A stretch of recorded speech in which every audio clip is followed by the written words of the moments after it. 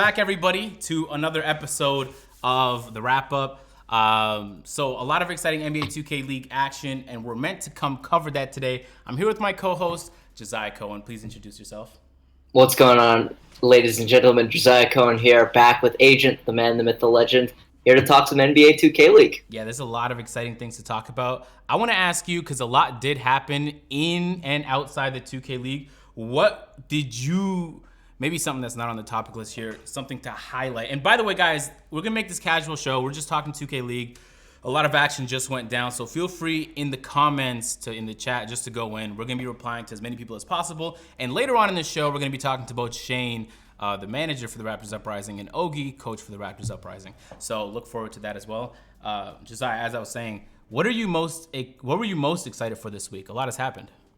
A lot has happened, as you say, a ton of exciting things. You've had games with huge playoff implications, teams racing back into the playoff race, like the Timberwolves teams being eliminated, like the Hawks tonight. But really, just the league introduced this new Twitch overlay, which is phenomenal. But really, honestly, one of the best things for me this week was just seeing how the community really came together and helped OLarry win that ESPY award, which was truly, testament to what the community can do when it comes together. Just an amazing thing. So let's talk about that. I'm going to keep it a bean. At first, I just thought it was a regular esports award show. So I was like, the 2K League, there's a lot of people involved. It wasn't until there's 3 hours left in the voting where it kind of hit me. I was like, yo, that's an ESPY? That's an ESPY. And he's going up against Ninja. We know how massive Ninja is. He had a very inspiring story. It was just damn near everybody in the community was just showing love and trying to help. Because at that point, it wasn't even just about one person. It was about all of us and Larry's story and how it was meant to inspire us. So could you, for the people that maybe never heard, because it was pretty tragic, can you just talk about what happened with Larry, why that means so much to him, and how he's impacted the 2K community?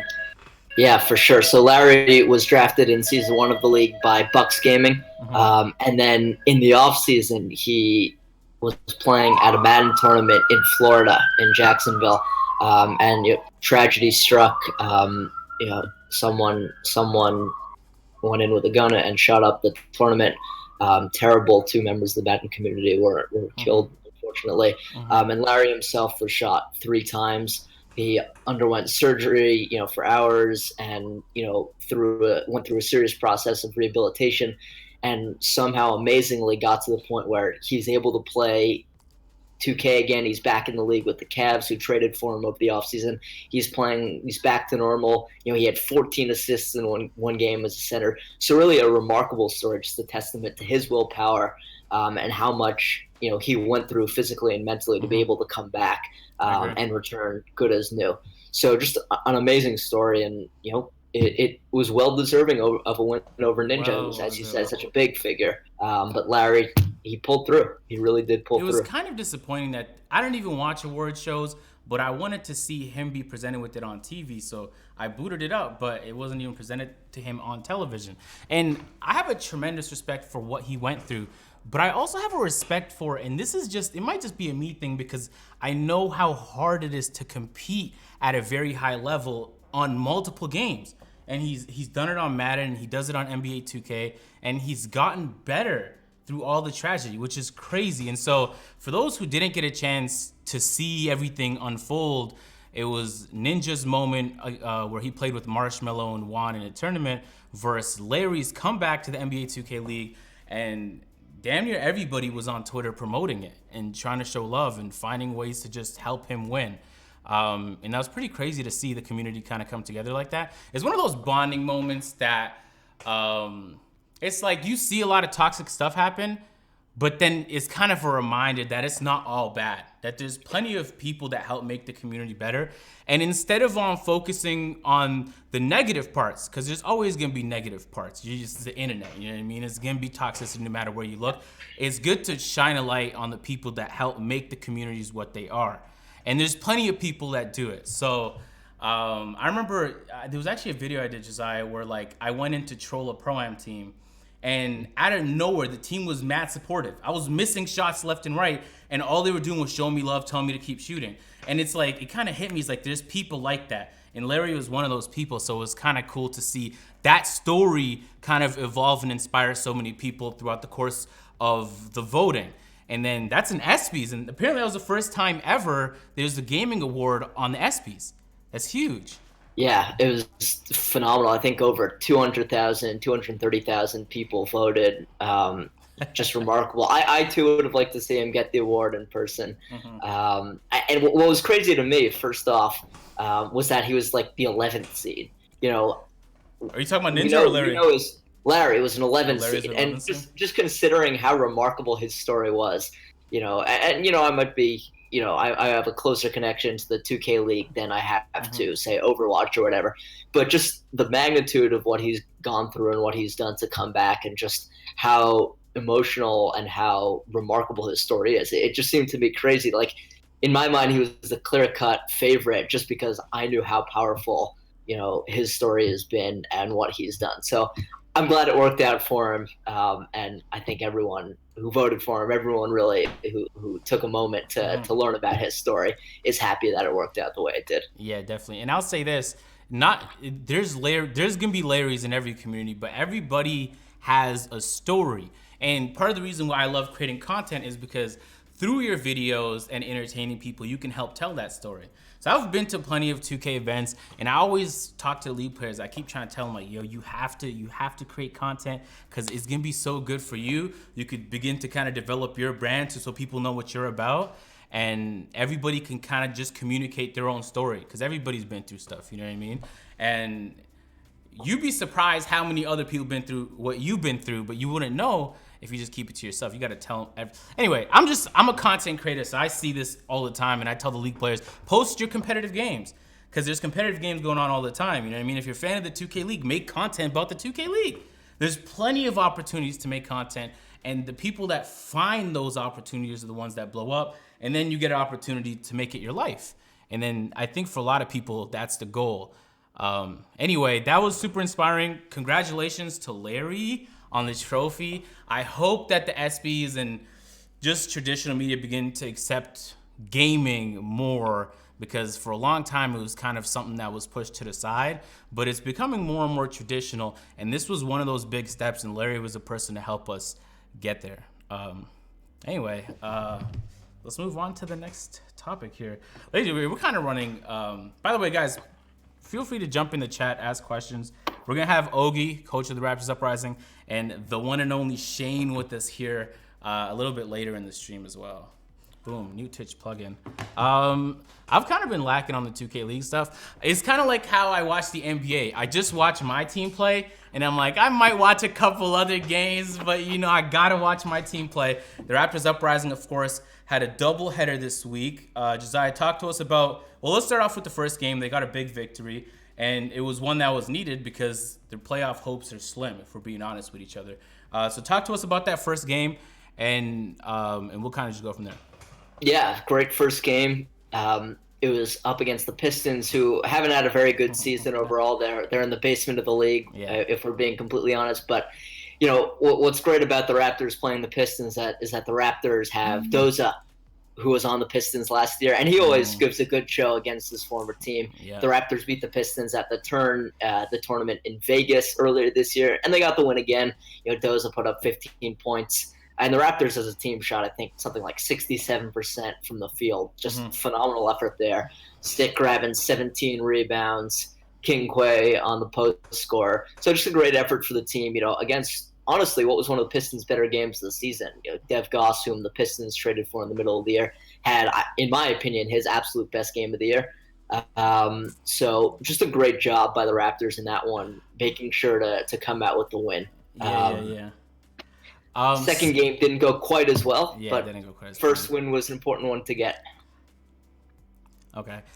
So maybe you can inform me. Talk to me about this new Twitch plugin everybody keeps talking about on Twitter. For those maybe who don't know, and just kind of go from there. Yeah, so started tonight with the 3 games tonight, where the league put in this new Twitch overlay. So they've got now a ticker at the top of the screen that shows all the games and scores from this week, and they've got a sidebar on the side of the screen that it's interactive. So pretty much it's sort of like a mini game inside the stream where you can pick a player, and if that player does well, you get points, and they have a leaderboard and whatnot. So it's really exciting. And more than that, you know, you can click on a box, the team box of the team that's playing. You can see their entire season stats. You can see player stats for the season. You can compare the two teams that are playing. You can compare any two teams. It's great, honestly. This is I didn't know quality material. Yeah. Okay, so I'll say this. All right. In year one, the production was but there was a lot of moments, especially because now I've been to the actual games, where I'm like, if they just captured what was right there, I feel like the people would want to see that. And so I feel like this year they've done a better job. The only thing I don't like is the broadcast cam at the start of every third quarter. But aside from that, the production has been beautiful. I love it. Boom, man. I like the integration, the interaction. I've been to streams in esports before where something like that was done, but not to the scale that you described. And honestly, I was sitting here watching the streams and maybe I just whiffed right past me, but a lot of that stuff I didn't even really notice. So I'm gonna pay attention to that stuff for next time. Is there something they're doing to like help teach people? Because it's kind of like a new thing, right? And not everyone, unless you're in the know, kind of like you, Josiah, is gonna know what it's all about. So maybe I guess the casters would talk about it, or something like that. Yeah. So no, for sure, they were still working at the kinks. You know, already on. They had some issues and difficulties during the first game that they worked to resolve. You sort of have to get access granted for it, which was tricky at first, but eventually it gets there. And the more they can do to promote it, I think is great, because the games can be kind of really fun and really immersive. And you're really pulling for a player. Like I picked OFAB against the Lakers in the last game that night, because I knew OFAB was going to go off, and he scored 20 points in the first half, so I was getting up the leaderboards there. So I think it's really exciting, and I think it does a really good job to get more viewers, and that's what the league really needs. That's what the league really wants. So great job by them making this count. Also, one thing that you'll like, and that everyone I think will like, they've got the player mics better, right? So you're hearing more from the players. You had Rando at the beginning of the Hawks game shouting some stuff that the league probably didn't want viewers to hear. But that's what makes it exciting. I agree. That's what people tune in for. So I think that's another great little boost by the league. That's relatively recent. That is another thing, in addition to the overlay, that will help bring in viewers, keep viewers long term. Yeah, okay. That's amazing. Hey, I see Yusuf in the chat. What's up? That's my guy right there. That's the guy. Man, I'll never forget going to Raptors Uprising house and just kicking it with Yusuf, the Bell 5 Palace. That is a fantastic home, by the way. I don't know if you guys know a lot about Toronto real estate, but that is an amazing spot. I'll tell you that. Amazing. Yeah, Josh is in the chat too, of course. Hey, if you guys have any questions for us, always feel free to drop it in the chat. I'm gonna try and read them. If I don't have my glasses on, you might see me squinting because my vision's kind of bad, but like there's a lot of reflection, so I don't even want y'all to catch that. You know what I mean? Even if I have my glasses on, there's no guarantee I'm seeing it. I need a new prescription. I need an update. So listen, man, it might be time. All right, hold on. Time. It's definitely time. Hey. It was time 2 weeks ago. Josiah, it's time for the playoff picture. A lot has kind of developed. There's some teams now just completely out of the mix, eliminated. The Raptors Uprising are kind of on the fringe at this point, where it's still possible, but it's highly unlikely. It would take a lot of good teams to lose games than the Raptors Uprising to kind of go flawless. Again, we did see him pull off a miraculous comeback late in year one, but this one almost looks like they have a heavier hill to climb. So talk to me about that hill and what they have to do to overcome it, if you think it's even at all possible. Yeah, it's going to be tough, in all honesty. The Raptors at this point, they're 7-8. They've got one game remaining in this year's 16-game regular season. It's tough. There's so many good teams this year, so many teams winning 9 games, 10 games, that the Raptors have to win. The Raptors need the Nets and the Pacers to lose a lot of games. Unfortunately, the Nets and the Pacers play each other, so really the Nets got to lose a lot. At this point, there's so many 9-win teams. Right, the Celtics picked up their 9th win tonight. The 76ers picked up their 9th win. The Timberwolves are on a very, very hot streak right now. They're up to 9 wins after a slow start to the year. So it's going to be tough for the Raptors. But the overall competition has been so impressive this year. So many really good teams. Any team has been able to win any game at any point. And you're seeing that with just how many teams are still in contention for the playoffs. Only 3 teams have officially clinched a berth. So many teams still in the running. Only 5 eliminated teams. So it's a tough hill for every team to climb, honestly. Yeah. The Nets, you look at a team like the Nets who still have 4 games to go, but at 7-5, they're sitting in 9th, right? Which is actually in 10th because the Warriors are below them and have clinched, yep. right? So it's just everyone's climbing the hill, and it's just tough. It's a steep slope for everyone out there. Yeah. Guys in the chat, I had to clarify. So you guys had to click on the Raptors Uprising because that's the chat that we're kind of monitoring here. So feel free to click on the Raptors Uprising if you came here through the NBA 2K League's host. By the way, thank you for that NBA 2K League. All love. Josiah, I want to talk to you about 2 teams in specific, the Knicks Gaming and the Heat Check Gaming, who were the top dogs in Season 1. Both of those teams are now officially disqualified. They're no longer in the playoffs. And that's kind of like a head scratcher. I know Famous is that guy, right? And he puts a lot of thought into his team, and not everything's always going to go according to plan, but they have a really good roster. And the Knicks Gaming, of course, a tournament team, perform well in almost every single tournament they compete in. What happened with those 2 teams come Season 2? Was it just a matter that every other team stepped their game up? Or did those teams misstep and other teams were around to kind of take advantage of that? Yeah, it's a combination of factors. A lot of teams got a lot of good players. The Heat had the 20th pick. The Knicks had the 21st pick. Mm-hmm. And, the Knicks only had 2 picks total since they had brought back 4 guys from year 1. A lot of good players in the league now. And, the Heat needed a point guard this year. The Heat did not really find a point guard that consistently produced and won them games. They had J Money. They traded J Money. Hood stepped in for a little bit, moved positions. Cha-Ching Singh stepped in for a little bit. They ran drop off at point guard this week. So, that just didn't materialize. And it's such a guard-driven league this year that, if you don't have a top point guard, then, it's not really happening. And for the Knicks, they had Adam, they had Kuda, and he was great at the end of last year. But, it didn't materialize this year. He was just so electric at the end of last year. You knew it was going to be kind of hard for him to replicate that. Yeah. And it's tough, and it just hasn't worked out for them. Yeah. In the backcourt primarily. Hey, how's it going, DT? 1 through 5. Welcome to the chat. That's my guy Ogie. He's gonna be talking to us here in a little bit. The playoff, hold on, let's see this right here. So those 2 teams are out of contention, which means the Pistons, GT, Lakers Gaming, Knicks, and Heat Check Gaming are officially out. And the Hawks. The Hawks are also gone. Oh, they gotta update tonight. That. Yeah, you're right. Yeah, so as of tonight. Yeah. So the Hawks talent are officially out. Do you see a realm in which the Raptors Uprising somehow make it? Because I have to look back at the tiebreakers. That's an important part. Okay, so maybe you could explain this to me. So there's the wins, losses, most important thing, but they changed the way they do the tiebreakers this year, right? So from what I know, and the league is all that the league has said is that the second tiebreaker after winning percentage is head-to-head performance. So that means if you've beaten a team in the regular season and you finish with the same record as them, let's say you both finish 8-8, and you're the last 2 teams remaining on pace for the number 7 seed. Then if you've beaten that team who's tied with you in the regular season, then you're going to have the advantage over them. And if I'm not mistaken, last year it was point difference, right? Yeah, so point differential is the 3rd tiebreaker this year. It's tough to calculate. There are just so many permutations, right? There's so many permutations. The Raptors definitely aren't out. Their point differential isn't great right now.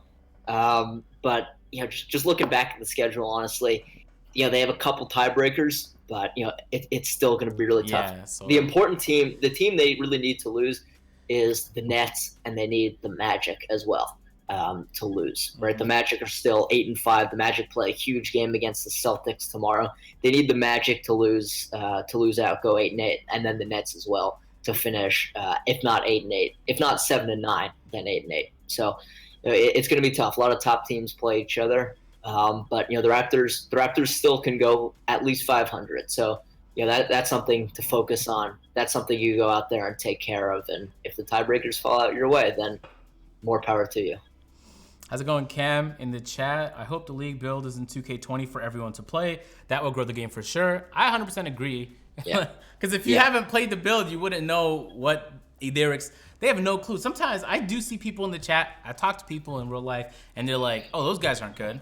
But I'm like, oh my god. But they are good. They are good. It's Play such them. a tough build. Because these are the same guys that when they're on regular Prime, when they're playing 2K, the retail version, they're dominating the rest of these guys. But there's no way for the average person to really know that. That would be amazing. But that's more of something on the development side. So 2K will have to develop something like that and put it in the game. But it'd be great because unless you're invited to a league house to try the build or you go to these events, actually, I know in Vegas they had it playable. I don't know if they did in Orlando or if they regularly do in New York when they play their games. But that would be absolutely amazing. I agree. We're going to move on to, what do you have something to say? I'm looking back at the Raptors schedule and I'm like, all right, now I want the Pacers to lose. Now I want the Nets to lose. Now the Pacers got to lose again because the Raptors have a good tiebreaker against the Pacers. But yeah, I'm rooting against a lot of teams at this point. Mm-hmm. The game has changed a lot since season 1. Yeah, so if you haven't ever played the league build, it's a lot like patch 1. I mean, unless they changed it since Vegas. But I'm assuming they didn't. When I played in Vegas, it was a lot like patch 1 NBA 2K19. So there's a whole lot of steals. When you ask yourself why they're pump faking 24/7 and they won't just do a pass, it's because it's incredibly easy to intercept the basketball if you're not careful. And so that's why they do a lot of the fake passes, because if you're just willy-nilly throwing it, if you remember, you can go back to the clip actually when we played in Vegas, Davis didn't know what he was doing. So Davis titled his player best dribbler, but he was out there throwing, I think he had like 9 turnovers in one half because he just wasn't paying attention. He was just throwing it in passing lanes. And it's like those guys, they know what you're going to do because they do it all day. And so they're going to end up intercepting that pass. But for a lot of people, maybe they didn't get the game at patch 1, or maybe they don't remember what it feels like to play on patch 1. And so even if you just say it, you kind of have to feel it. And then you're like, oh, now you got to be careful when you're playing. That's what makes the lockdown defenders so deadly on that build. And the shooting is tougher as well. You know, not for you, but for the guys who step in there. But the shooting is so tough as well. Yeah. After a 3-year contract, I'm sure many teams. I think a lot of teams are gonna. There's a few teams there was one team that announced already during the course of the regular season. What team was that? The Hornets, aka the Hornets Venom GT. Their logo looks fresh. Yeah, their logo. It does. I want a little more purple. Not gonna lie, I want a little more purple in that logo. Yeah. But it's really nice. It's nice. Dope to see that the NBA teams see the value in having a 2K League team. It's kind of like how the NBA teams kind of came around to G League. They recognize that the teams that are utilizing their G League benefits here, benefits there, and maybe they see the benefits in esports. I mean, it's breaking through into traditional media. You never know. You might want to get into it. What's one team you'd like to see have a 2K League team next year that doesn't have one right now? Are we talking NBA team or international team here? We're talking NBA team. We'll do whatever. Any team. Any team. I would love. All right, I'll give you one of each. I'll give you one that I would just love to see. You know, it's not like this team is necessarily coming in at all. Mm-hmm. One I would love to see. The Clippers get a team. You know, they've got Kawhi and PG now. Don't remind me, man. Don't remind me either. No. I'm setting all emotion aside. I'm putting it on my championship ring, and you know, we're not going to talk about the crying, but look, that's an exciting team right there. And so you loop in with the 2K League. You know, obviously they can't use Kawhi and PG in game, but you know, there's more excitement around that franchise, and you know, you ride the wave with the 2K League team. I think that would be superb. In terms of an international team, I'd love to see, you know, a Barcelona come in. You know, everyone knows Barcelona. Absolutely. Everyone knows Barcelona. That would be a high profile, great for the league, you know, and Barcelona has a respectable basketball program. They stole Nikola Mirotic away from the NBA somehow. So, you know. That was a surprise, by the way. That was a surprise. Because I still think he's one of the best stretch bigs in the NBA. Yeah, absolutely. I guess, so. You know, when you play in Milwaukee too many years, you might just... Anyway, that'd be awesome. I can't imagine what the flights will look like from Barcelona. They've had to probably play out of New York or something because... like, what is it, 10, 12-hour flights per week? Yikes. And that's long. Yeah, that's assuming you don't do, what do you call it when you... stopover. Yeah, one of those. Transfer stopover, something like that, yes. All right, let's switch up to the next topic here. We're talking MVP and the award race. We were just talking about awards earlier with Larry. We're back. This time we're talking specifically with the NBA 2K League. Is it too early? No, it's not too early. Now it's about an appropriate time to come out with who you think are going to get what awards. All right, I'm on the spot here. I'm waiting. I'm just waiting. Someone's recording this right now, and when when I don't say their name, I'm gonna get blasted on Twitter. It's just gonna be, "What are you doing? How this, that, that's that." We went this record, but right now I'm sticking solid with my MVP prediction because I think. Can you say it again for the stream for the people who yeah, I'm getting there. Over the course of the year, Mama. Mama, I'm that man for Blazer 5. He's got them to a 14-1 record in the regular season. That's better than they were last year. All right, the tournament success has not been there this year. I'll grant you that. But 14-1 is no joke. They don't have a coach. They're one of the few teams that doesn't have a coach. So he's chiming in there with the suggestions and the game plans. And that's an underrated aspect too. He's a good defender, which is often overlooked among point guards. He's got the stats. He's a league leading scorer. He's got the wins, 14-1 again, which is remarkable. Walnut this year is not the same Walnut who won MVP last year, so that isn't a mark against Mama. It's not. I don't want to hear it. I don't want to hear it. I don't want to hear it. Josiah said that. It wasn't. I don't want to hear it. Okay, yeah, that'd be pretty magnificent though if they got MVPs back-to-back years. That team, that'd be really. I think really it's possible. I think it's possible. Okay, I mean, I guess what I do now. You're getting messages as we speak. As we speak. Oh, here it is. Phone's blowing up already. Phone's blowing up. Who do you think is gonna get most improved? Because there's plenty of players that came back. Well, it would have to be a player that came back from season 1, obviously. Yeah. But there was so many that just stepped up their game this year, and I don't even know that it's too obvious. At least not to me. Do you have a choice for that? I have not made up my mind at all. A couple guys who, I'll give you 3 guys who really spring to mind. You look at Beast Move with the Warriors. He's leading their team offensively. They've got the 2 tournament wins to tack onto his resume. He wasn't so great last year when they went just 4-10. He's really stepped it up this year. You look at A Rooks, formerly Game 6 Drake from the Bucks, who's been phenomenal offensively. He's really up to scoring remarkably. He's like top 3 in the league this year in terms of scoring. And then you look at our guy Yusuf, who's on the Kings now. You got to look at Yusuf because Yusuf, he played a couple positions last year. He played center, he played sharp, and now he's at the 4, which is an important position in the league because he's playing the pick and roll defense. He's hitting his threes, and the Kings are 10-5. A guy who's hitting his threes this year is playing important defense and helping his team to a 10-5 record. Yusuf is in the conversation. We got Boo Painter in the chat. Boo Painter said, "Hello, Agent. Hello, Josiah. What's good, Boo? How's it going, my guy? Blaze, I see you active in the chat. Hey, listen, I wasn't gonna say it, but maybe it's because I'm biased, so I don't know how but Yusuf, he did step his game up. I don't know where he's at right now, but a couple weeks ago, he was like top 3 in the league in blocks. He stepped his game up. Yeah, he's got the blocks. No, Yusuf is killing it. Last year, he was kind of fighting for position on the Raptors Uprising. There was some games where he didn't play. There was other games where he did play. But I think that people knew he had promise, and so he got picked up in year 2. Congratulations. And it sucks to see him leave Toronto, but it's amazing to see him, kind of flourish and do his thing, man. So without trying to be biased, he would be my pick. He has not calmed down this year. In fact, he's the opposite of calmed down. I think he hates when people say that, but I can't stop saying it. You know what I mean? So, that's going to be an iconic moment. I'll never forget it, man. That was a pretty iconic interview. So when you talk about MVP, most improved player, defensive player of the year. Oh, boy. All right. The phone's already, I'm getting the message. Defensive, I'm gonna forget someone.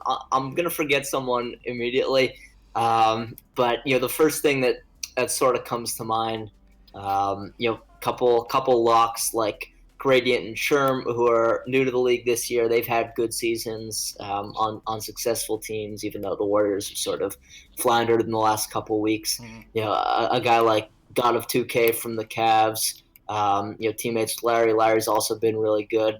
But Lavish from the Blazers, you got to look at Lavish from the Blazers as well. They're 14-1, and they're not 14-1 if he doesn't step up his game as a lock this year. That's a guarantee. So, a lot of good candidates for Defensive Player of the Year. I have not made up my mind at all on that one. My stomach is churning just thinking about having to pick one player for that. So. Do you think that it helps someone's case if they don't use a lockdown defender, but they could still actively keep up and demonstrate that they're the best defensive player? Yeah, absolutely. I think, you look at guys who are pick and roll who have a strong case. You look at the few centers who are still defending pick and roll and who really just step into the passing lanes who are so good at that. They also have a strong case. I just think that, the award is going to wind up going to a lock, because they get the most play. You're going to look at a guy who's stopping opposing point guards, and that has, there's something that feels good about voting for a guy who's nominally tasked with the most important role on defense. So I think that's where the award's going to head. That's not to say that guys like the centers and the power forwards and the off-ball defenders don't play important roles on defense. That's just how I'm feeling about where that award's trending this year. I'm glad the chat can equally appreciate the greatness that was that season 1 interview with Yusuf, by the way.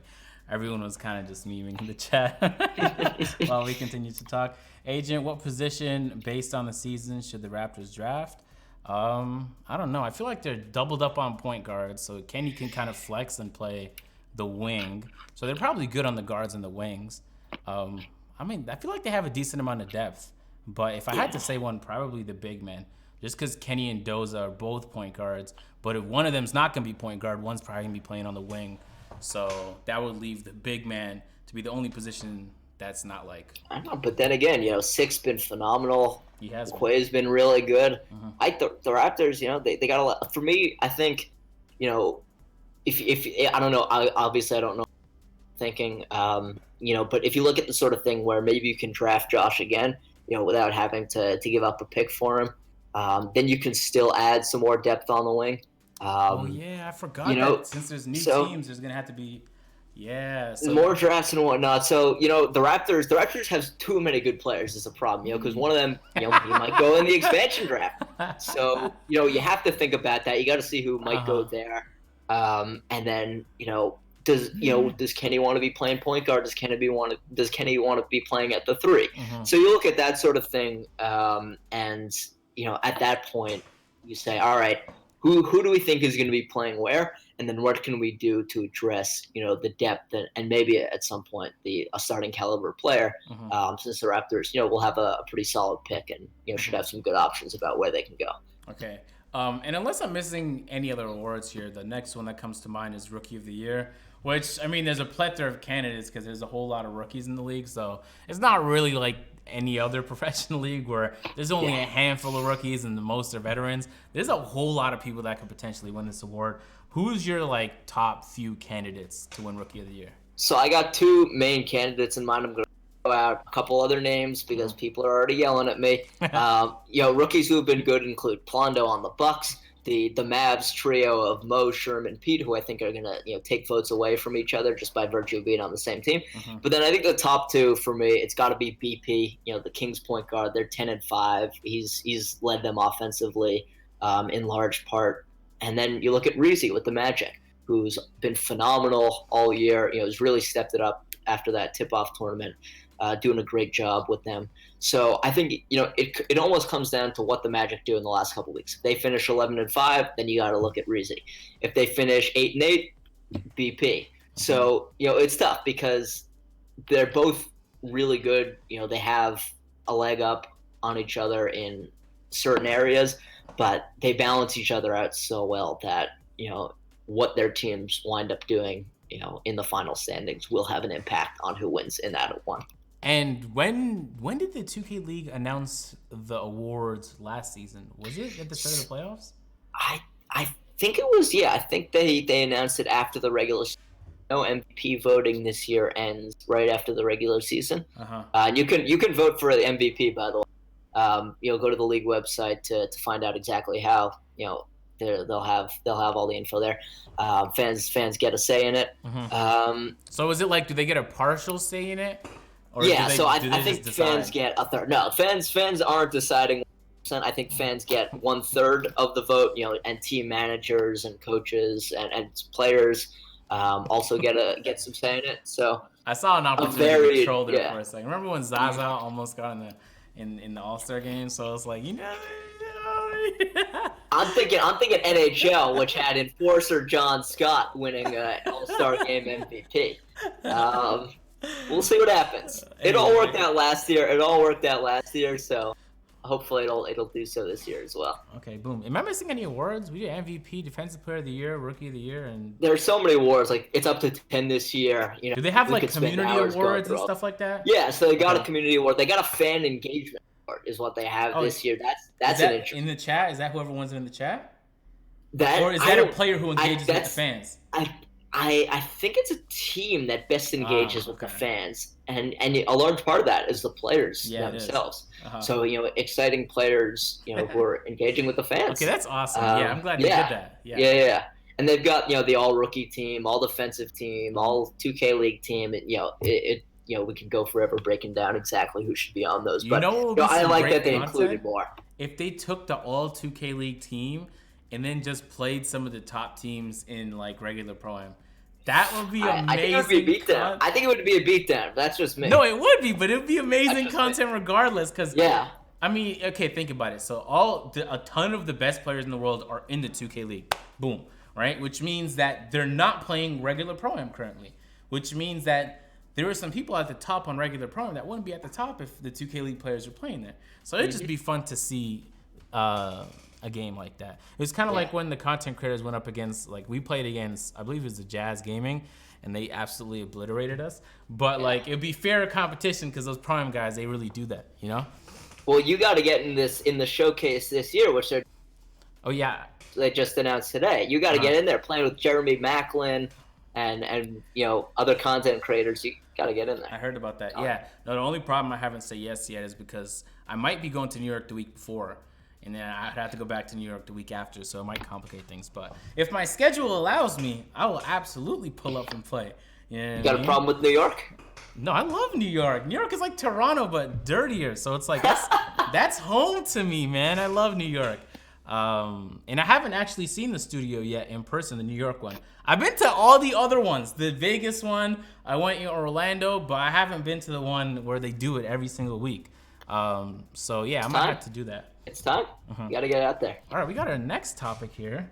And I'm surprised I haven't messed anything up yet, by the way, stream, because I feel like I was prone to do something today to just mess everything up. Hey, this is just like a quick overview on the season for the Raptors Uprising. Unfortunately, I mean, we talked about it a little bit briefly. It's looking bleak. The chances they make it into the playoffs are very slim. But what's one highlight you can say you remembered one of your best moments in their season for the Raptors Uprising season 2?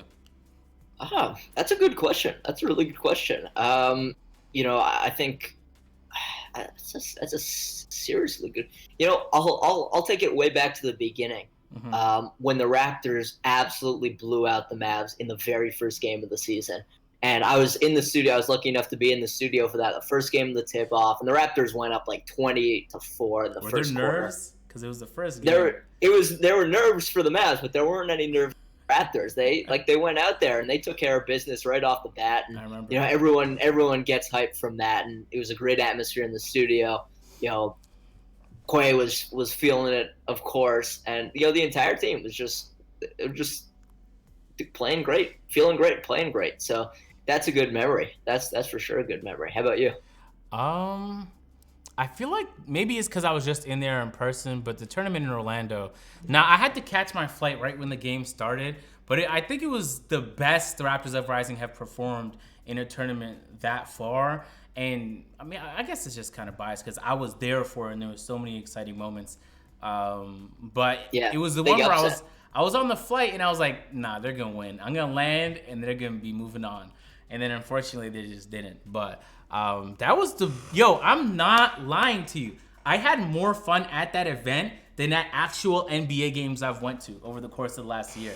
And it was cool to kind of see them do it in person. And I was there to cheer them on and some of my other compadres who were at the event. But that was amazing. So Is the New York event that lit, or was it just because Orlando and Miami fans were there, and so when their teams were playing, they were also gassed? I don't know, but yeah, that's a Studio unique gets experience. packed. Studio Absolutely. gets packed, and it gets loud. I think that's kind of like why comedians like to play at smaller venues, because you really feel it when something happens, you know? Because if it was being played at Madison Square Garden, it's a whole different vibe. But anyway, that's kind of what makes me want to pull up to the New York thing, the celebrity game. Plus, I kind of want to drop off Jeremy Macklin. You know what I mean? So He's good though. yeah, He plays a lot of 2K. I heard he actively plays in tournaments and stuff, right? Yes, he does. He hosted a tournament. He plays in tournaments. Yeah. So he's good. Don't sleep on him. Oh yeah, no doubt. Hey, what's going on? Cool in the chat. How you doing? Orlando was lit. Best tournament to date. Yeah, without a doubt. Yeah, it's kind of just stepping stones. You know what I mean? You gain the experience, and then you use that experience to help build on what you have with your team. Okay, ladies and gentlemen, we're gonna hop on call with Shane and Ogie in just a moment here. The one and only Shane, obviously my guy with the Raptors Uprising. Shane is the greatest. Do you know that? Literally, I can call Shane anytime, and be like, "Yo, this is what I need," and he's like, "Let's do it." And Makes it happen. And he's a He makes super stuff busy happen. guy, right? You're going back and forth all the time with the team.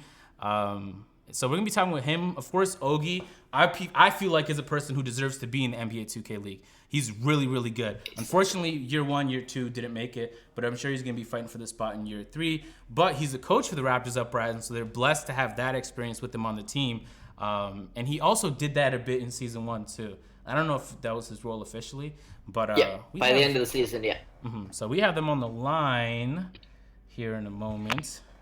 Boom. There we go. Am I gonna mess this up? Boom! I didn't mess it up. Hey, how's it going, Shane? Hey, what's up, Agent? Ogie, welcome to the wrap up. What's up, guys? Thanks for having me. Yeah, no problem. Are you guys still in New York right now? I just got back. I think Ogie left this morning with the guys. I had to take a later flight because it saved like $500 taking an afternoon flight, and then sat on the tarmac for 2 hours, 3 hours. Jeez. Okay. So talk to me about how you guys are feeling about your performance, I guess overall in season 2. Yeah, I mean, you guys talked about it, right? Like last night, we knew we were in kind of win or go home territory. So when we saw the Heat get blown out by 40, we thought, oh, this is, we won our first game against Pistons. We thought, okay, this is over. And then obviously he changed things up. Hood went back to point guard, and it was just different.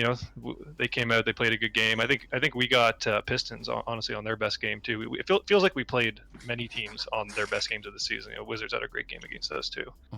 But yeah, it's tough, Ogie, when you see the Heat get blown out, do you guys change your game plan, or do you just go in with the same mindset that you went into when you went to New York? Okay, so that was an interesting game because we had a game plan against the Heat.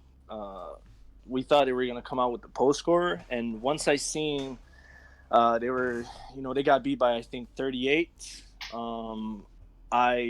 was a chance. I thought there was a chance that they would change their lineup, which is what they did. So once they were coming down, once they were announcing the starting 5, that's when like we talked about our lineup, because we knew they were gonna, like, they might change their lineup, right? So as Hotshot was coming down and he was at the 5, we knew they weren't gonna use a post scorer, right? So we stuck with the same lineup, archetype wise, that we went with in game 1 against the Pistons. Okay. Do you feel like that backfired, or should you have changed and kind of to match up with them? I mean, the post scorer is always great to have. It's a bailout. When you get 5-7 seconds left on the clock, you give it to the post scorer and he goes to work. I feel like we really beat ourselves that game. They were leaving the corners open. That's one thing. Teams are dangerous when they got nothing to lose. So after you get blown out by 38, you come out and you're basically like, okay, let's just go out there and have fun, and they were basically just out there, playing and having fun. They were laughing and the banter was real. Yeah, one thing about this season, if I had to describe it with one word, it would be inconsistency. Just you guys bringing back memories of the tip-off tournament when we beat the Mavs the first game. Then the second game, we get beat by the Cavs, right? It was always ups and downs throughout the whole season. And just for example, in week 1, regular season, we go 0-2 against the Cavs and the 76ers. And then week 2, you get a bye. You get a bye week. You're 0-2, and, it sucks to lose both of your first games, right?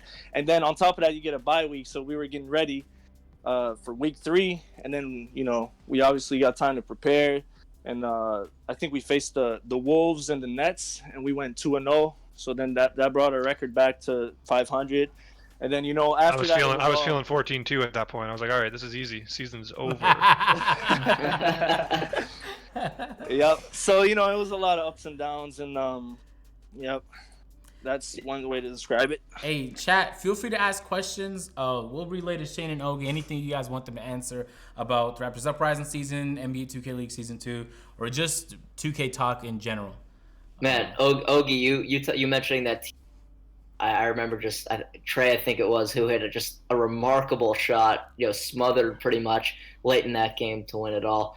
Ogie, I got a question, and that's Trey hits those. It's crazy. Like, I don't know. Trey does. Some players have those sliders. Malik hits those. Like, there's just players who hit those, and it's hard to put your finger on. Like, sometimes you just have to look at the results in order to decide who the top players are, because there are just some guys who figure out how to get it done under those circumstances. This should really be you watch those players playing in practice, and everyone's kind of interchangeable. Everybody's playing at a super high level, but it's just different for some reason in these league matches. I agree. Yeah.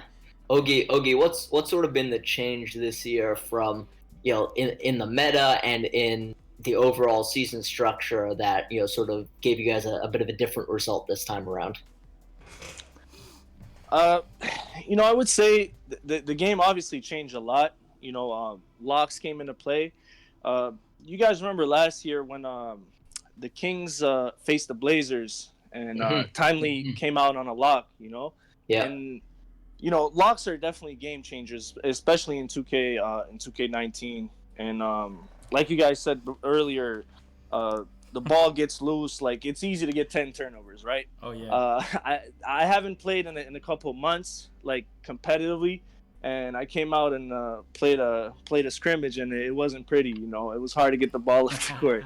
the first quarter, I'm not gonna lie, it takes a lot of adjustment, and there's players that were obviously better last season. There's players that adapt. It's just the game changes a lot, like Shane mentioned earlier too. So, it's interesting to see. Now we're trying to make a playoff push where we probably won't make it. And last year we were in the same situation, but we ended up, winning out. So it's all about figuring it out early, and the most important thing is consistency. G-Star in the chat has a really good question for both Shane and Ogie. What's one thing you'll regret? I just see Shane. I'm new to this. I'm new to this live stream thing. I'm just responding in chat. Like, what am I doing? I'm a noob. I'm used to being a viewer. but he asked. I stole my own thunder. What's one thing you guys regret from season 2? Which I feel like is a really good question. Yeah, it's a great question. And my answer, which I already wrote in chat, but I'll say it for the feed anyway, was not necessarily what we regret, because there wasn't much we could do to prevent it, but the situation I regret the most is the trade leaking in Vegas. Oh yeah, that was bad. I agree with Shane. That was bad, because I really felt bad that week. I saw Trey's family there, and I knew about the trade, and I saw his mom, and it was just like, I had a little bad feeling about it, but at the end of the day, it's a business, and Trey really handled it well. He was definitely great. Trey's a real like one. we said, Trey got the clutch factor. He came into the league, got so much better, throughout last season. He even got better this year. I love Trey. I love what he brings to the table. If we had a way to keep him, we obviously wouldn't have hesitated. And I'm glad to see he's doing well in Cleveland. Yeah, I feel like he's found a home in Cleveland. I saw him at the Orlando event. He was hyped. He was standing up screaming, man. Oh man, that game was a dagger too. Talk about that game. That tournament just delivered. That tournament had so many incredible games. That was a great tournament. Yeah, that was a great tournament. We're gonna actually, speaking of, so you talk about best moment. Josiah, I'm glad you reminded me of that first game against the Mavs, because we were boot camping with that double lock, and I was like nervous. Like 6-7 days into boot camp, I'm seeing all the box scores come through, and it's the same lineup. And I'm like messaging Ogie and Kenny. I'm like, are we sure about this? Like, we don't want to lab anything else. Like, we're feeling that good about this. But it was crazy. Doza was putting up 30-40 points. Like, no one could score on the double locks. It was nuts. Whether it was Slim or Josh or Kenny on the locks, it was crazy, man. And then we came out and it looked just as strong in that very first game against the Mavs, and then the Cavs exposed us and we pivoted and went back to it a couple times in slightly different formats, but didn't really end up becoming what it could have been. But that was a good memory. I'm glad you remind me of that, Josiah. But for me, and you know what, like, look guys, we probably missed the playoffs, right? Statistically we're not out, but we knew what the task was, and it required a win against the Heat last night. I'm glad we kind of had our own little playoff run in the ticket, because that for us felt great. That was our first time getting in the money. We won multiple knockout games in a row. It was a ton of fun, and obviously we're 2 points away from beating the Warriors, and that would have been just poetic, because we had just beat the Warriors in the NBA championship the night before, and we celebrated that huge. So that for me was the best one. But probably I'm biased because I just saw the next North Code, which is from that tournament, and it bangs. So I I'm cannot really wait to see that. I love those. Those are honestly, probably the best piece of content in the league. That's a fact, and I don't even know if it comes close. I would keep it honest with you, man. I mean, the Bell 5 House trailer was the competition, so. We're gonna take a shot at shooting another one of those little skits on Friday, actually. So hopefully it bangs. Yeah, you guys are killing it with the content this year. A lot of teams have stepped it up with the content, which is awesome. It's good for the league. It's really good for the league. Most of them are posting it on Twitter, though. Well, maybe it's just because YouTube is not pumping me on the algorithm, and just like G-Star asking the tough questions, so I'm happy to answer them. Sure. We kind of intended for this session to be a little bit of a postseason huddle here. We want to be honest and take the questions. So we're not satisfied not being in the playoffs. We wanted to be a 2-season playoff team for sure. Reality is, even if we had won out 9-7, there were still some tiebreak scenarios that would have hurt us, and even some teams, like as Yusuf was saying in the chat, like we could see 10-6 be the record required to get in, to be honest. I believe, Josiah, correct me if I'm wrong. Yeah, no, you're absolutely right. Yeah, so Yusuf was saying that earlier. So it was never guaranteed, but now feels like we're out. So that's not where we wanted to be. Proud that we were competitive, proud that we had great performances, and the ticket was at least a little bit of a playoff run for us. It felt like. Especially because there was a playoff spot on the line, so the stakes felt that high. Anyway, G started asking, what is the Raptors' future looking like for season 3? Any objectives, anything that needs refurnishing? I mean, the objective every season is make the playoffs, ultimately win a championship. Definitely make the playoffs is the expectation, right? We're well supported. We feel like we have the right culture over here. We reward the right things, and try to build teams around the types of players that are of the same mindset. So for us, always expectation is that we should be making the playoffs. And of course, I hoped that we would have a shot at the chip this year, but obviously that didn't happen. And sorry, there was other thing. Anything that needs refurnishing. I'm as Ogie mentioned, I'm a huge Trey fan. If there was any possible way of keeping him on our team and having Jerry, we would be making that move for sure. But I'm just convinced that the center point guard dynamic is still the most important in the league. Coming into the season, I wasn't sure about it. We obviously had tons of strategy sessions. There was a lot of talk about how 2K19 was playing, in Pro-Am and Park Retail, and how that would translate to the league. What the archetypes look like in the combine.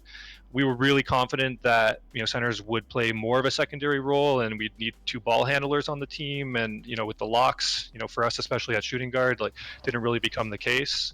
So it's always hard. I tell these guys there's a quote that plans are useless and planning is invaluable, and that's what I always tell them, right? Like, let's make the best educated guesses that we can. Let's think about everything analytically and objectively. And but ultimately the plan's going to change. So we came into draft with a plan that made a ton of sense, and one of the elements of that plan was versatility. So we had a team that, even though the plan we thought was going to unfold didn't come to fruition, we had a team that was good enough to be able to adapt, to try new things. Constantly throughout the season, we were subbing in different players and running different archetypes and still finding success. We lacked consistency, right? And so I would love to draft a team that turns out to align with the meta, where we come into the season with a plan and we just refine that plan over the course of 16 games. That'd be amazing, but it's hard. It's not easy to do, especially with how little information we have right now. So let's say for 2K20, the game drops. How do you maneuver, because you have to decide what you want for the team and find players you think are going to help create that for you. Do you talk to people like Ogie who play the game nonstop to try and get an idea of what to expect in the game? Do you play it yourself? Do you watch streams? How do you go about making those decisions when it's time? Yeah, I mean, so for me, obviously, I'm not a 2K player, right? That's where Ogie comes in. We're lucky in that, we had players this year that we could work with as well. Obviously, Kenny and Trey, know a ton about the community and the game, and so they were heavily involved in our drafting process. We analyze the data as best as we possibly can. We know that the season 1 combine data was, maybe not the most reliable. There were 72,000 players in the combine. There was a real lack of consistency in the competition in the games. And so without being able to see ELO weighted statistics, which, kind of comes through with an ELO system, but, not specifically, right? It was hard to make sense of it. This year, much smaller combine, I think you'll see that the performances in the combine did translate to people, people's performances and the players' performances in the league. And I think hopefully as the combine system evolves and improves, we'll start to see that the combine data really does become one of the best analytics that we can look at to help evaluate how people are going to perform in the league, because it plays super different. Okay. G-Star in the chat asks, Ogie, what's your future looking like with the Raptors? Are you going for season 3 as a player or coach? Why? Yeah, Ogie, what's the plan? That's a tough one. All right, so let me first answer Ferocious question. He asked, how do you change your mindset from player to coach and coach to player? That's a great question. I would say, starting off as a player and playing a lot of, against playing competitively, and then later on moving on to being a coach, I feel like it came naturally because I was always vocal and I try to get the trust of my guys that I was playing with, right? So once I moved to coach, it was a lot of similarities in that sense. It's a lot of trust involved, relationship, and just talking through and just working through things and working together to, because ultimately we all have the same goal is, to win the game. And I feel like I built a lot of trust with my guys and we trust each other. And, even though the season didn't go as planned, I feel like that was a great part of it's important for a manager to have someone who can sort of act as a intermediary between the players and yourself, because you're always going to have your star players who you're going to consult with, your team captains, call them that, and good team captains are always going to be motivated by just the team's results, right? No selfishness involved in it. But having a coach just creates that additional layer in between, where the coach is just taking a very objective, analytical look at all the players on the team and reporting back with honest feedback, right? So it's a super important role. And then in our case, just the process, there's a ton of process to coaching. We have film and scheduling scrimmages and coordinating the players and making roster decisions and stuff. So yeah, from my outside perspective, I just look at there are 21 teams in the league, and I look at sort of their structures in terms of coaching and GMs and managers, and for the most part, the more people, the more managers and coaches you can sort of tune in without having too many cooks, as it were. But if you have 2 people, that gives you the chance to best optimize what each person can do to help the team. And so it's really tough if you've got only one person covering the business side of things and GMing and coaching. So it's so much better to have multiple people who know what they're doing and who can work together to do what's best for the team, rather than just one person trying to do it all. Resources make a huge difference. Like the Mavs are so well supported too, and their franchise is obviously doing exceptionally well this year. They have assistant coaches and tons of people. It's a big operation running one of these teams. Does any team have a team like psychologist? The Mavs.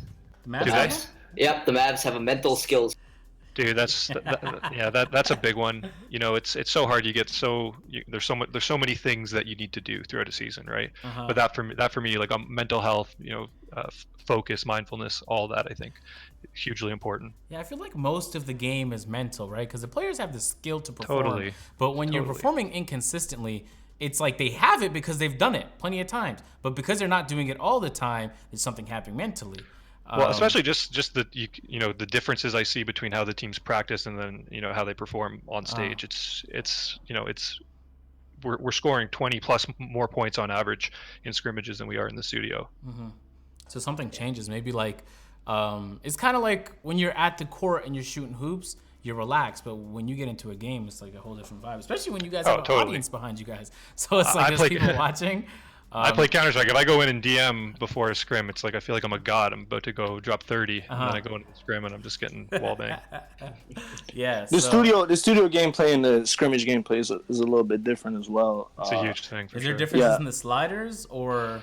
I wouldn't say sliders. I think it's jump shot. It's tuned the same. It's tuned the same way. It just feels different. Yeah. It's meant to be the same. It just feels different.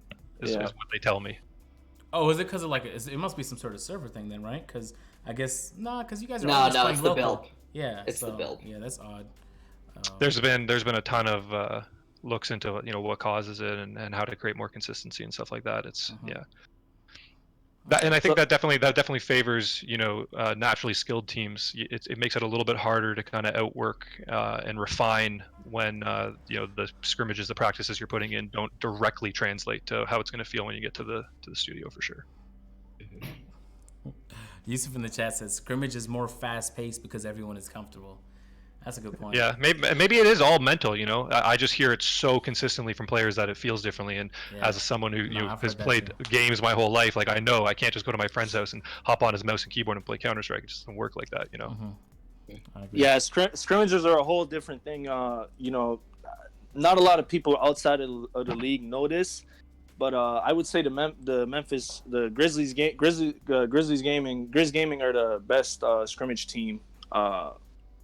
Really? that we faced so far this year. They're really good in scrimmages. They're tough to beat, and we've had a lot of battles. I don't know who's up in the series so far throughout the year. I had to check, but Ogie's phone just lit up with $20 on PayPal from Mayar. Well, hey, Mayar. Monetizing wherever you can. The funniest thing is, the Grizzlies, like a couple weeks before we played them, right? They beat our ass like a couple of times, right? And then we played them at the studio, the one game that counts, and we came out with the dub. So I was really happy. I always talk to him about it. Have you ever? That's a crazy thing. Go, Agent. I was gonna ask just because I'm curious. I don't know if it happens. Do coaches talk trash to one another? Because I see the players do it. I've not seen the coaches I don't think we're allowed to. There's times, last year that I've had like players talk to me and I couldn't respond. I wanted to, but I didn't. Man, I'm not gonna lie. Like my blood boils sometimes. I want to start yelling across. You got to give him like the pop. And not even at the other managers. Chilling in the back being calm and stuff like that. It's like when someone's just going over the top with the chirping and like I want to defend my guy, like someone starts going at Josh, I'm up there. Yeah, absolutely. Yeah. Okay, I've always wondered. That's awesome. Okay, Shane, you were saying something when I cut you off. Damn, I can't even remember. What were we talking about before? All I remember is that we'll get back to it. I remember the Mayhar PayPal thing. Yeah. Oh yeah, that's what I was gonna say. So like when we scrim, right, we run a series, and like the crazy thing is sometimes you can game one just get blown out 20 points, and then you end up winning the series. And so that's the thing with the league. Like when we go out and we have like a horrible outing, on the one hand you want to be pissed. At the same time you're like, man, that's just kind of how the game goes right now. Like there's a ton of parity. Teams can just like kill each other one game and completely reverse the next. It's wild. Yusuf in and at the chat same time, now you got consistent teams like Blazers who are just doing it 2 seasons running now, right? Yusuf said, "Yeah, we were getting beat in the scrimmage by the Grizz too, but on the stage we flooded them." Okay, yeah. Listen, sometimes I feel like it's all about confidence, because if you have the confidence to play the same way you play in your house, then you're gonna do the same thing. It's like when I play basketball by myself, I'm a baller, man. Nothing but buckets. But then when you put a crowd there, like when it matters, I'm sweating when it comes to simple finger rolls. You know what I mean? So it really maybe just comes down to practice at the end of the day. But yeah, there are a lot of variables in 2K that I guess aren't present in real life that are kind of difficult to practice for. You know what I mean? How do you guys train outside of scrimmages? There's no like practice mode for you guys to do like repetitive movements to get something down. There's really just... Well, that's the thing. They have a jump shot court where they can go and like test out jump shots, and like when we were toggling back and forth between Kenny and Doza, I was like pulling them aside, being like, guys, go into that court and just like work on your dribble moves. And basically these guys told me like without an opponent in front of you, there's only so much you can learn from being alone there in the court doing dribble moves in the jump shot court. Is it because when you're playing against an opponent, you're on a server, so it more emulates the game, or is it just when you're by yourself, there's no real competition, so they can't really learn? Okay, you'll have to take that one. It's really so. For example, like when I was learning to dribble, right, like a couple years ago, I had a playmaker build, and I was dribbling around in my court and stuff like that. I learned how to do all the moves, right? And once you do that, you come into the game and you got a defender in front of you. Now it's just completely different because they're trying to bump you. You're also trying to work the screen, right? If there's a screen, your big man is setting you a screen. So it's like there's levels to it, right? And you just got to keep, like, the first thing is get the moves down into my court, get it down to muscle memory, and then you go into real games. You work your way up, with the dribbles. So, but with like Shane said, there's a my court option, I would say, for the league and stuff, but you can't really use it. It doesn't really help much. You could test your jumper here and there, but really the best way to test your jumper is to start up a game and just, even if it's all computers there, just shoot around. Yeah, these guys go 1v1 usually and just, 8 AI. And they go back and forth. What up, Frank? Frank's in the chat. Speedbrook said, a lot of people are nervous Frank? on the stage, but it's natural.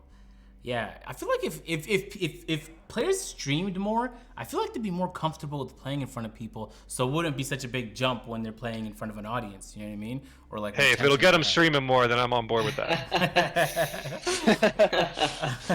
So yeah, that's but at no, least it's how true. I feel about it. You know what I mean? It's true. The nervousness on stage kind of thing, and I'm telling you, it translates to people who are kind of calm in real life. Like even keel is a huge asset. If you see most pro gamers, right, they kind of have that really even keel attitude. Like if you guys watch Shroud ever, that guy is the most, like, his heart rate does not change, and being able to kind of really slow things down when it's when other people are feeling the intensity is where you get that edge. Like in the basement when everyone's playing in practice form, it's a totally different game. Blake asked though, Ogie, as a coach, how do you stop your team from arguing and to have such good team chemistry? It's on court and off court. Ogie can tell you. Well, sometimes you just gotta let them argue and talk through it. I'm not gonna lie. There's times where I just sit back and listen to what they're saying. There's honestly sometimes, and that's when that's not at the studio, right? That's when we're practicing or whatever. Arguments will happen, and we got a lot of vocal guys, so arguments happen before. But it's nothing too bad, it's stuff that happens. And what I do usually is I let them talk through it, and then we just talk about it as a group. If it's like a big thing, right, where like a big argument about some, like, gameplay wise, that we're so for example, right, something on the pick and roll. Oh, we should have switched there. There's one guy that says we should have switched. The other guy says, no, we shouldn't have. You should have did this. So we just talk through it, and we find the best option, right? And the one thing is that we had this year is we recorded scrimmages. So We could go back and watch those. That was one thing I wish we used more. To be honest, it's culture too, right? Like every team is going to have issues, especially if you're like living under the same roof. For us, the house is a huge asset. You know, our guys always say they love it, especially because we can game. You know, we can scrim whenever we want, right? You don't have to. You can go, you know, have dinner, take a nap, whatever, come back and play a late night scrim. So sometimes the Pacific teams will be coming on, and we're still available to scrim against them, which gets us some extra reps in. But also starts with culture. The first thing I always tell the team at the beginning of the season is that we're transparent. And you know, usually if there's an issue, the preference is to deal with it in the open. We have a team chat with, you know, us, all the staff that support the team. There's, you know, myself, George, Nate, Ryan, who you guys might have seen through social over the months and whatnot. You know, we talk about everything in the open. I like to be, you know, very transparent, never let anyone guess what's going on. Everybody knows state of the team, state of, you know, my perspective, state of Ogie's perspective, etc. And you'll see it in this Northcote episode from the ticket. Like, we have a little issue at the end of our first game. There's you know, some miscommunication among the team, and we go and we deal with it right away. It's always the approach. That's awesome. Ogie, I'm kind of curious, if you find like a killer play that you know works, especially against a certain team or a certain lineup, how do you practice that? And then when do you decide to use a play like that? I would love to hear about the killer plays, but all I hear is Fifi, Space Jam, and Overload, so I'm not sure. Well, this is how it is, right? I'm not gonna lie. There's a couple of killer plays that you know, we've seen throughout the weeks from other teams as well, and you know, to practice them, obviously you got to practice them in scrimmages, and other teams will see them, right? So the main thing is really not to overuse them. In scrimmages, most of the time we'll run like a pick and roll, and then we'll call a play here and there. But honestly, even if you do it once, maybe if you do it once, they won't you know, realize it. But after you do it a couple of times, you know, everybody catches on, and they're, you know, that's one thing about NBA2K, right? A team sees something and they'll take it and add it to their game. Did you yoink a play from another team like throughout the year?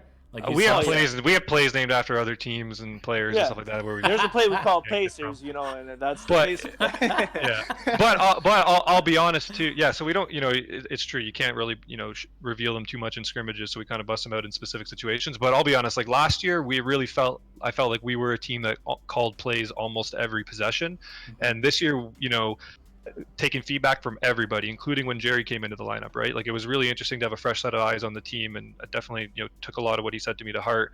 But, you know, for him, you know, for a lot of the guys, it felt like freestyling worked a little bit better for us this year with the way that the meta was and the way that our team was built. Yeah, definitely did. But now, obviously, there's that times said, where we're 7-8, so who knows? But you know, we play a lot of scrims, right? We play dozens, if not over 100 scrims a week, and so you know, we get a sense for these things. Like I said, 16 games is, you know, if those were all best of threes, you might see a slightly different result, but anything can happen in a best of one. Are you guys allowed to say what your win percentage was in the scrims? Have you guys, like, just roughly, do you know? Well, we have amazing software that was built to track all of that, but it was powered by a live stream system through YouTube, a private stream through YouTube that was constantly crashing and failing on us. So we have every single box score saved. We have really cool software that can process all that, but the live stream issue means that we don't have real-time access to it at the moment. But no, and you know what, to be honest, like, bragging about scrim results is kind of silly too. Like, occasionally teams come out and troll and all that, right? So there's a lot of asterisks, and if you get in the habit of bragging about your scrim results, then teams get in the habit of ignoring your scrim requests. Okay. I would say, just like thinking back, and we probably played about, I don't want to lie here, but maybe 500 scrims so far. Well, we had 100 and something that 1 week, right? The week. Yeah, it might be more than 500. We played a lot of scrims. Close to 1,000. 100. Did you guys 100 sleep? in a week. Wow, I'm just tired thinking about that. So well, we tweeted about it because it was a week where I think I tweeted about it. I think it was a week we bounced back and went 2-0. I think it was week 3 on that bye week. That's exactly what it was. It was our week 2 bye week. Yeah, exactly. It was a bye week, but we played all night. You know, whoever was playing, we were playing. Okay. So, I mean, you guys brought something up. I haven't even really thought about it until you mentioned it. So, is it harder for the West teams to find games? Since there's less teams. Yeah, I mean, there's time zone, especially if like the other teams are commuting to their gaming center. Then they're not just available at like 10 o'clock at night, right? If West Coast teams want to scrim at 7, we're available on the East Coast because of the house. But also teams don't love playing the West teams because whoever's hosting it, you get a latency advantage. Yeah. Oh, so there's the host is at the home. It bounces back and forth. Like you rotate who hosts it. Okay. Dude, I try to always tell our guys, like, hey, get us to host them all because we have amazing internet at the Bell 5 house. By the way, get your Bell 5 internet, guys, if you're a gamer in Toronto. Yo, I'm being very serious, Shane. I would die for that internet where I'm at right now because I do not have anything close to what you guys have, and I'm always jealous of it. Agent, I love you, man. Thank you. We're going to clip that and send it to our good friends over at Bell who provide the best gaming network in Toronto. It's funny because the Bell 5 network. People know I'm not capping because I'm always complaining about internet. And so when you remember when we went to EGLX, Shane? One of the guys from Bell pulled up. I forgot what his name was, but he showed me the internet. And he stressed it, and it was like I don't remember. It was like 100 gigabytes down, 100 gigabytes up, or something crazy like that. And I did not know something like that was possible until I seen it. So, yeah, and that was Bell too, by the way, at EGLX. Yeah, it was. That's what I'm saying. So yeah. Well, we got our network this year is 1.5 gigabytes up and down, which is crazy. Jesus, I've never ever I know so many people in Toronto. I've never met anybody with that kind of internet. That is insane. For a fact, I would get that if I could. We did not pay Agent more to say that. By the way, guys, this was not a scripted plug. This is the longest we've ever run the wrap up for. I've been enjoying it, actually, guys. Thanks for your conversation. This is my favorite one so far. This is by far the longest we've ever gone on. So this was not part of the program. He genuinely loves Bell 5 internet. No, I mean, my fans know I complain about latency all the time, so it's not even a cap. This is really what I do. Shane, you wouldn't believe the lengths I went to try and get the best internet here, and it doesn't even compare to what you guys have at your house. Well, I'm just glad it's better than it was at the beginning of the season at your old house in Toronto because, the wrap-up was buggy. Yeah. Remember Brendan Donahue? He looked like a cartoon. Yeah, that was brutal. It's a little bit better here. There's some consistency issues. We're getting a discount on those episodes, right, when you invoice us? Yeah, so it's better now. So everything is straight. Hey, so first of all, the fact that we've had no technical difficulties is amazing. Second of all, I feel like I'm learning so much by just talking to you guys. I feel like a lot of people don't even think about some of these things. So this is easily my favorite episode. Cool. We're glad to chat. Yeah. Let's see if there's any questions in the chat. So I have a question for the GM. How do you scout players for your team? So, Ogie and the guys are obviously all over the Pro-Am community. Like, I tune in here and there because I'm interested, but for my ability to honestly, process and track everything going on in the offseason in Pro-Am, I really make sure that I'm getting updates regularly from Ogie and Kenny and, last season Trey. But for, there's an open tryout system. So I saw you asking, do we recruit from either console? So both consoles have access to the combine. You have to, meet the minimum requirements to get into the combine, and then it's just an open public combine, and you play on a very similar build to what we play on. It's intended to be the same build we play on, but usually they learn some things in the combine and then they adjust it for the league. So you can get into that combine, and then the league looks at all the combine performances and selects a draft pool. And so this year, there's a few hundred people in the draft pool, and there's a limited number of spots. And we go out and we scout you. We get access to all your combine data. We get access to your combine VODs. We look into, if you've done anything outside of the combine, if you have a Pro-Am career, if you have a stream that we can go and look at you play on, that sort of thing. And that's how we recruit. Is there something, Shane, that if you see in a player immediately would disqualify him or her? Oh, toxicity for sure. I'm not gonna name. Yeah. I won't name names. Ogie probably has a couple ideas, but yeah, coming into last season, when it was, it was different. It was kind of like, I call it training wheels draft a little bit, because in season 1, it was way more structured. There was 102 players and there was 102 spots, so that everybody who came to the draft knew they were getting on a team. The only question was which team, and we were only able to draft one position at a time. So we selected a point guard first. We could not select a point guard again, except there was a 6th pick, and the 6th pick could be any duplicate position from the previous 5. So it was a little bit of a training wheels draft. And coming into that, I looked at everyone who I saw in the draft pool who had a Twitch channel, and I watched. And if I heard toxicity, and there was a few guys I heard it right away, and I just texted them, I don't care how good he is, not on our team. Hey, Sam, I'll say this to defend some of the streamers, though. Sometimes people are just toxic because they know it's entertaining. I know people that will just act like that on a live stream because the chat will go crazy, or they know it'll bring in clicks. Listen, like drama always brings in clicks. No doubt. I mean, you know, if you'd seen my worst moments in Counter-Strike when I'm getting toxic because I'm frustrated in matchmaking, like, you know, now that said, I am not a professional, so it takes a special breed to be able to handle that pressure and to be able to manage that mindset, right? And so that's why I really like those even keel guys, because it's tough. And those are the guys who I feel like reach their practice form in the studio more often. They don't feel the pressures. They're not in their own headspace. You know, they're not feeling all the banter coming across the aisle at them. They're just kind of relaxed and, you know, playing their game. General in the chat said, is it over console or just PC? It's just console. The PC community on 2K is too small for them to do something like that. Yeah. I know they. But we play on PCs. We play on amazing Alienware gaming PCs. Yeah. So they compete on PC. So you can pull up with your Xbox or your PS4 controller, and both will connect and play. But when you're actually trying to compete in the combine, you got to do it on one of the two consoles. Or there was a lot of players this year that just did it on both. I don't know if that positively affected their odds, but there's a lot of people who did that. They just grinded up both on Xbox and on the PS4 to get the required games and try and get the best stats as possible. Did you do that, Shane? So, I mean, I'm sure you came across people that played on both. Did you look at their PS4 and Xbox numbers?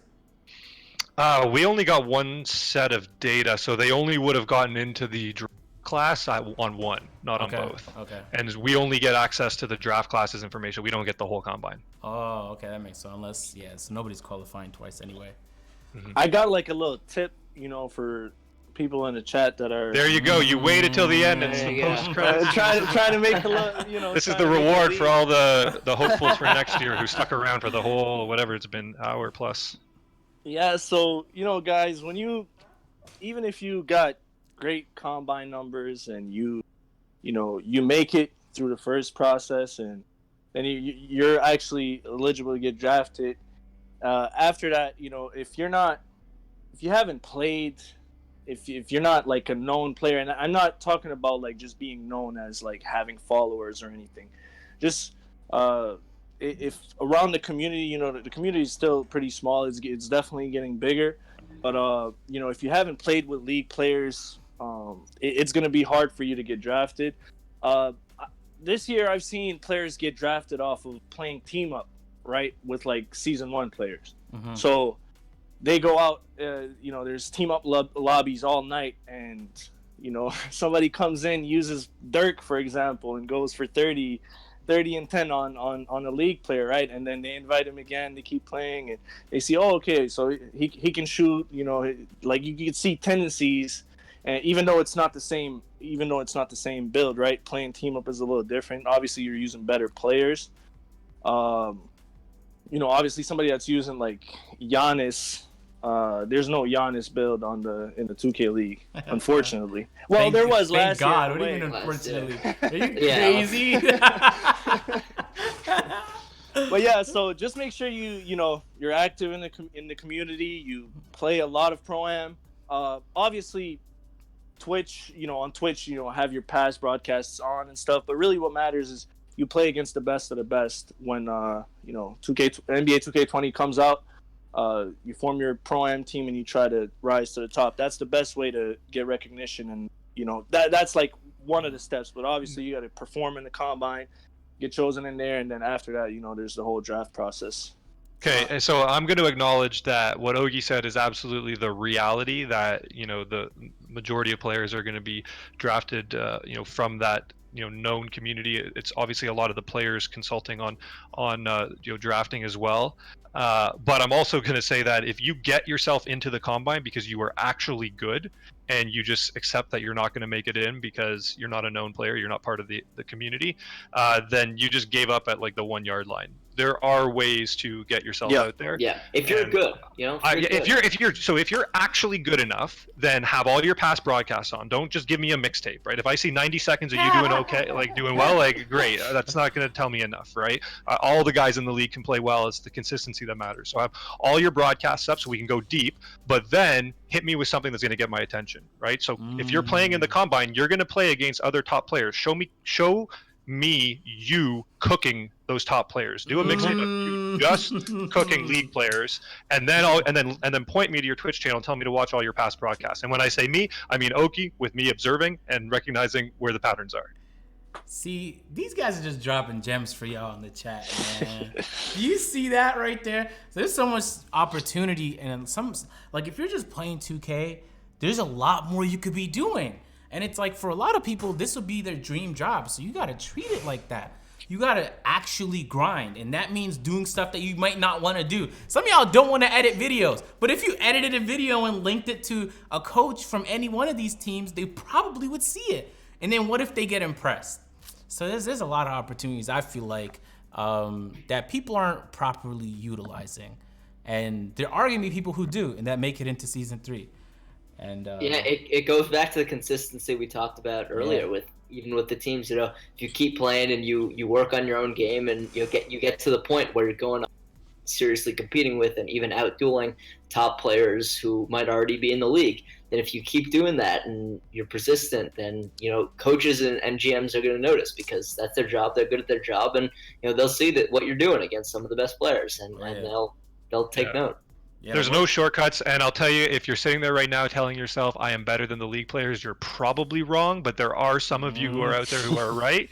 And so, you know, believe in yourself, and if you're actually that good, then it'll come through. But I'll tell you, sitting at home and watching from your computer or your phone is a lot different. Very different, yeah. And I say this, because I talk to a lot of people that just juke competition and expected to get in the league. Like, there's no better way to prove you should be in the league than to beat the guys that are competing for that, or that are already in the league. So if there's a tournament and you know there's league players in there, what are you doing, man? Sign up. First of all, get a nice team. You don't want to get flooded out there. But get it. Well, and that's where the challenge lies, right? If you're playing a good player, he's probably playing with other known players. So that team is going to be stacked. So even if you are really good, I mean, it's a 5-team, right? It's a 5-player game. It's going to be tough. But that's why the combine is so great, because everybody goes in the solo queue, and you know, you get opportunities. The combine the pool of players was much smaller this year, so you got a lot of, from what I hear, you got a lot of games against other known players from the community. So should be plenty of opportunity to show what you can do. Agent, I'll tell you the best way not to make the league. The best way not to make the league is sit there at your computer, not at your game, and say, I'm better than the league guys. I'll tell you another way, and that's to at a league player's mom and tell them that her son sucks. I knew somebody was going to say that. I thought that was going to say it. Who did that? Shane, who did that? Yep. Some moron did that. Bro, it's you know what's crazy? Yeah. I don't know. The internet is so toxic sometimes, man. But yeah, no, but it's true. It's true. Be smart on social media, guys. Yeah. You know, have a personality. You know, everybody's seen Bear. He's amazing for the league. You know, I'm so glad we have him in the league. He's incredible for it. And I'm glad to see that Chalk is making amends, because he's good for the league too. So, you know, you can definitely, have an authentic voice and still, handle yourself properly. Obviously, the way Chalk handled himself last year was not good, but I believe in second chances. So. Okay. All right. Jesus, I almost don't want this to end, because I'm enjoying this conversation so much. Well, we're running hell along, and I got to go to bed. We are. So I'm going to let you guys go. Ogie, Shane, thank you guys so much. Good luck on your upcoming games. Like Ogie said, you don't have nothing to lose at this point. You might as well go all out and hopefully make something amazing out the situation. Or if not, just have fun, right? For a lot of people, this is their dream. So even if you're not winning a championship, you want to at least enjoy your days. Compete. No, we're not. Yeah. Bring back the double lock. Bring out the triple lock even. Just go Stay crazy. tuned. Hey, listen, we may only have one game to fight for 800, but we got a bunch of really cool events coming up. Like, we're overwhelming the 2K community over the next month with events and really cool opportunities to come hang out and get some stuff and win some money playing 2K and stuff. So keep your eyes on our social, and we got some amazing content coming up, including North Code, which should be in like the next day or two. Yes. All right, I'm gonna let you guys go. Ogie, Shane, thank you guys for coming by the wrap up. Hopefully we get you on sometime soon. All right, later, Agent. Later, Josiah. Thanks, guys. Take care. Ciao. Have a good night. Boom. Yeah, listen, we had zero technical difficulties, Josiah. I'm so thoroughly proud of myself for not somehow messing this up. Any final statements before we close out this episode of the wrap up? I'm getting ready to, turn to all my messages, people yelling at me. all the good stuff, the usual. I'll leave you a message too, just to stack on Thank top. you, appreciate it. But honestly, Shane and Ogie dropped some real gems, as you said. Some really, really good advice for everyone who's a fan of the league, who wants to make the league. Very worthwhile. Go back, watch it again. If this is your dream, then go out there and do your best to try and achieve it. Absolutely. There's plenty of people in the community that have seized opportunities. Like Frank was one of them in the middle of the season. And so if you want to be that guy, be that guy. Like Famous just made those Sports Center videos, those 2K Sports Center videos. And I would watch them because I didn't watch all the streams to know what was happening, but I still wanted to know what was happening. It was a cool little summary, and Famous kind of built on that. He was the voice of the Pro-Am, as he always says. And then he got his opportunity with Heat Check Gaming. And so there's so many opportunities like that. And there's new teams, which means they're going to be looking for some people too. So, yeah, some people are going to take advantage of it. And those guys, I mean, listen, they're hustlers, right? So if you want the job, you're going to have to work hard to get it. You're going to have to work harder than the next guy. Ladies and gentlemen, I hope you guys enjoyed the wrap up. If you guys didn't already, go ahead and drop a follow on the Raptors Uprising Twitch. We go live here every Thursday after the NBA 2K League games are finished up. So we just like to talk 2K League, and I kind of really enjoyed this conversation because it kind of gave us a nice behind the scenes with Shane and Ogie.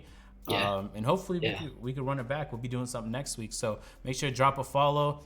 You got the @ for me at the top and Josiah at the top. Drop us a follow, and we'll catch you guys on the next one. Peace.